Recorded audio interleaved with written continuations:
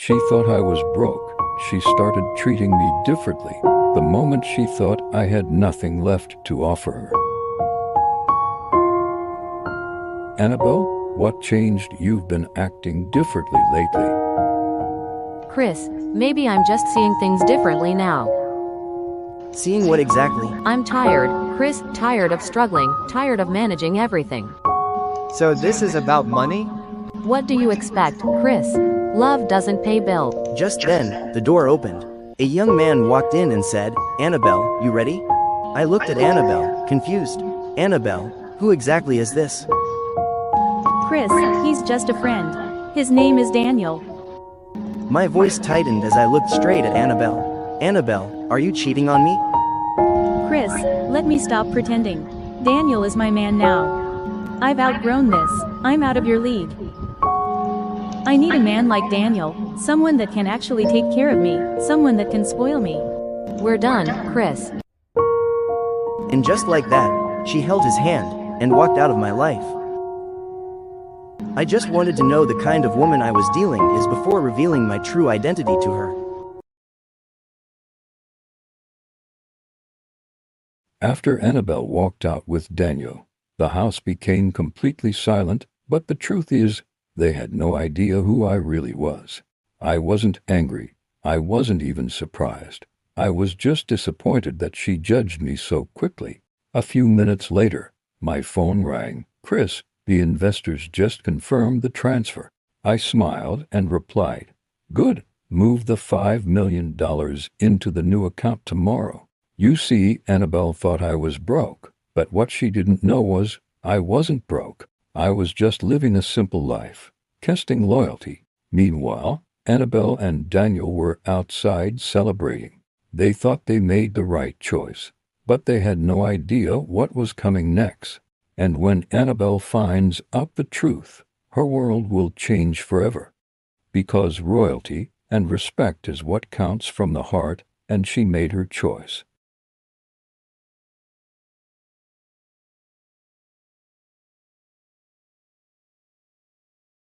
The next morning, everything was already falling into place, because there was one thing Daniel never knew. Daniel worked for a company owned by a mysterious boss, a boss he had never seen before.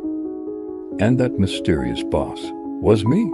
Later that day, Daniel arrived at work like any normal day. "Daniel, the boss wants to see you in the executive office." Daniel was surprised and wondered why the boss wants to see him. At the same time, Annabelle was beginning to realize something. "Daniel, you said your boss is extremely rich." Daniel replied, "Yeah, the guy owns multiple companies, but nobody has ever seen him." But today, that was about to change. And when Daniel walks into that office, he's going to discover something that will shock him. The man Annabelle left me for works for me. Daniel stood outside the executive office. Nervous, Daniel said, "I've never met this boss before." Inside, I was already waiting, calm, composed, and ready. My secretary called and said, "Sir, Daniel is here." I replied, "Send him in." With a calm voice, I said, "Sit down, Daniel." In that moment, everything started making sense to him. He said, "So, you're the boss?" I replied, "Yes, Daniel. And you've been working for me all along." At that moment, Daniel remembered everything. Annabelle, the insults, the disrespect. You need to be careful how you treat people on your way up. You might be standing in front of them on your way down, but the real question is, what will Annabelle do when she finds out?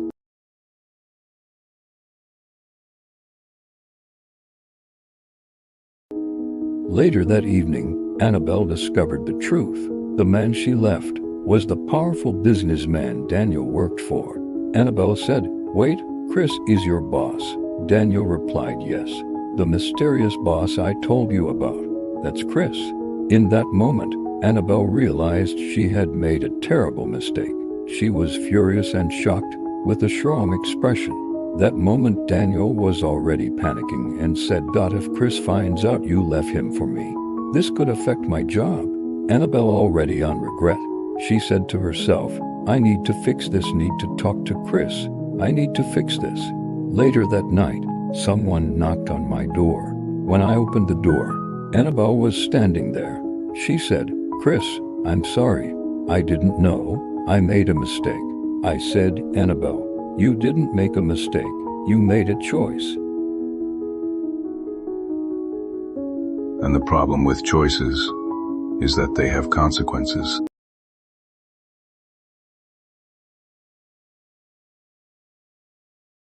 Annabelle came to me and said, Chris, please, can we talk?"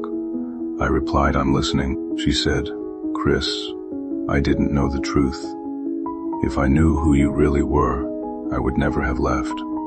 I replied, "That's exactly the problem, Annabelle. You should have stayed. Even when you thought I had nothing." Annabelle lowered her head and said, "I know, I was wrong." I looked at her and said, "Annabelle, I forgave you the moment you walked out, but that doesn't mean we can go back," she said. "So, that's it." I replied, "You chose the life you wanted, Annabelle, and now I'm choosing mine." And with that, I slowly closed the door, but the story isn't over yet, because Daniel still has to face the consequences.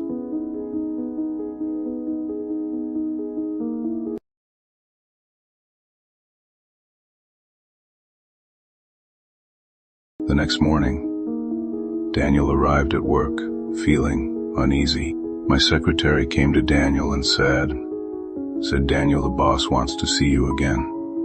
He was shocked and replied again. Daniel walked slowly toward the executive office.